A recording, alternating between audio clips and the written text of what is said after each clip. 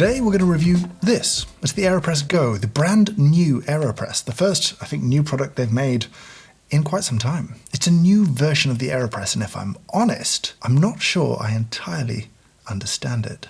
Now, in their own words, this is the better travel coffee press, and I think that's a really interesting decision because, as far as I could tell, most people already really liked the Aeropress as a travel brewer. It was really easy to travel with, it was light, it was plastic, it was hard to break. You could get a grinder inside it if you use something like a Paulex or something like that. And people really liked traveling with it. I didn't feel like there was a problem traveling with it. So it's interesting to me that Aeropress chose, for a new model, to pursue a better travel version. So let's see what's inside the box. So you get this, which is the whole thing, right? Like, that's the idea. It's like an all-in-one travel solution. So here you've got a red lid that keeps everything together. You've got a little sort of papers holder that doesn't hold that many papers, but you can comfortably get maybe 15, 20 filters in this thing. Inside here, you've got then your Aeropress, which is a little bit smaller than a traditional Aeropress. You have your all-important coffee scoop, and you've got your brand new stirrer for stirring. I guess that way for stirring. Very important, got to stir. And then you've got this, which is your travel cup. So the idea is that you'd be brewing on top of this. So it's kind of all in one. Now, I'm still just a little bit confused, but before I explain that, I should just talk through how they've maybe changed this compared to the original. I should clear some space.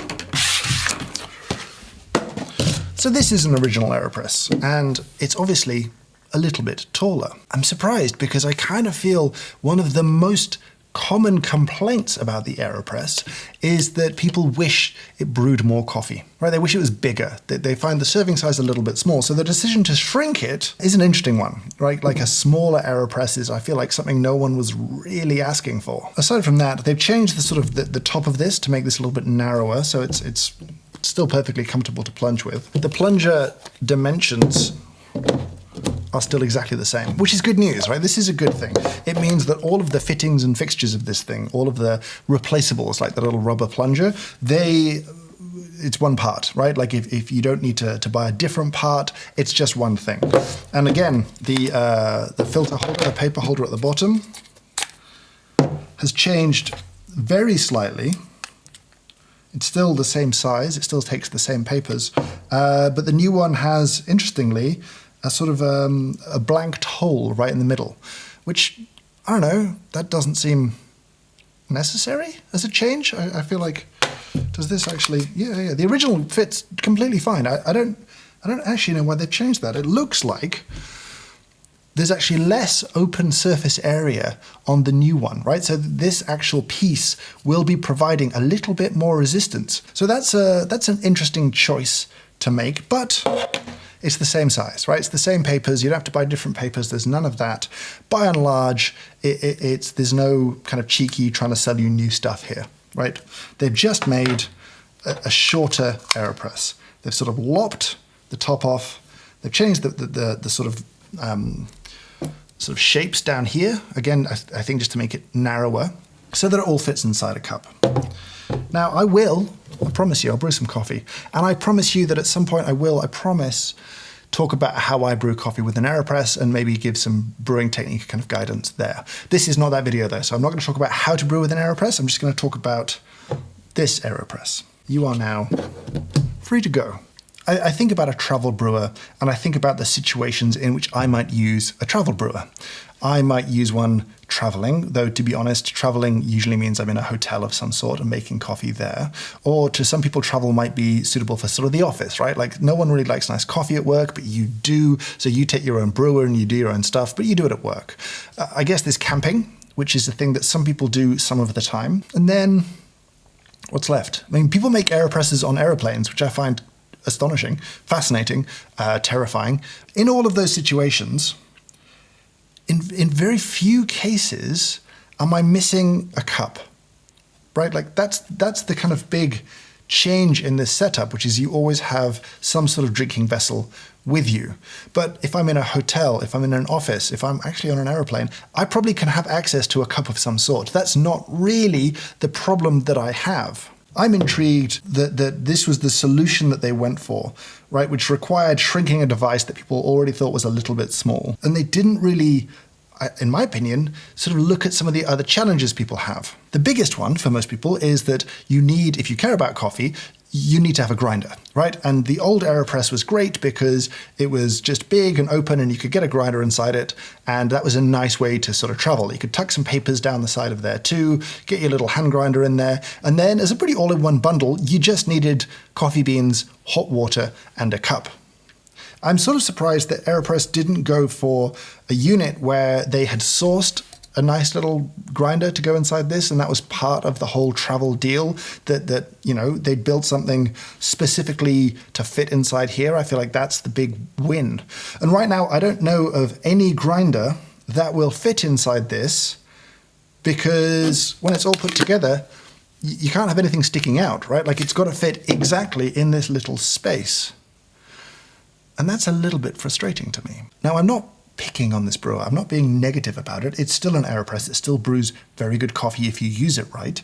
I'm just surprised that with a new product, they chased such a narrow use case of like, I have everything I need except a cup.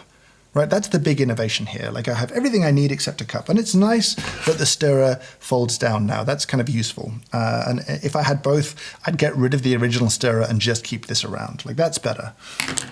This is a cute way to keep your papers, because it was always annoying when you were traveling and your papers got kind of crumpled up and damaged, or often a little bit damp. That always drove me crazy. But the cup, I'm not sure I need a cup. I'm not sure I need a cup. But let's drink out of the cup. That's kind of what's missing here. I should make some coffee with this. Now, because it's smaller, there are really two ways to brew the Aeropress, right? Like, you can brew the traditional way, we put coffee and hot water in, or you can do what's called the inverted method, where you take the cap off and you sort of stand it up like that and you brew in that way. And people do the inverted method because essentially you have a much better infusion, because no liquid can leak through the paper into the cup below. The downside of an inversion brew is that you shrink the volume capacity of this brewer. And because this is already smaller, I'm definitely not going to do an inversion brew. So I'm definitely going to brew the traditional way. So despite appearances to the contrary, I'm now organized. I have rinsed my filter paper. This is ready to go on top of my cup. I have 15 grams of reasonably fine coffee. I'm going to add 200 mils because this is an infusion brewer to me, so 75 grams per litre makes sense. And away we go. So I'm going to add my full water. See how full 200 grams is in this thing. Ooh, it's going to be full. Give this a little stir. Don't know where to put this. Maybe that's what we sacrificed the lid for. And then lid on. And now we wait. Now, I like to infuse for about a minute in these situations with this kind of grind setting. The Aeropress is really about marrying your grind size and your infusion time. I would recommend not too much agitation in terms of stirring, enough to make sure that all of the coffee and all the water are in contact, but not so much that you're doing a lot of work with that kind of extraction. I just don't really love the taste of it. Before we stir and plunge, always take it off the scales, because you don't want to be pressing on the scales. It's very bad. It's very bad. Say, break a scale. Give this one little stir, and then we're going to gently, from an awkward seated position, press. It's very exciting to watch me do this, isn't it? Turn it upside down. Leave it there for a minute. Leave it there. Now, interesting to me to note that we were close to the capacity of that brewer, but we're about halfway up the cup. I mean, this is kind of pointless. This is not a review of the brewer. We all know the Aeropress is a good brewer. We know there's a competition devoted to it for good reason. It's a great plaything. But this is about the changes they've made, the cup that they've included, the decisions in some of their design that I just don't necessarily get. Let's try and let's have a little sip. It's not a stunning drinking experience. It's not a really particularly smooth edge. on the cup. It's not actually beautifully finished in that regard. There's little bits on mine that I'm not stunned by. It's not a bad drinking experience, but it's not elevating it in that regard. It's okay. It's okay. I mean, the coffee's good. That's, of course, a given. So let's answer the question. Should you get an Aeropress Go?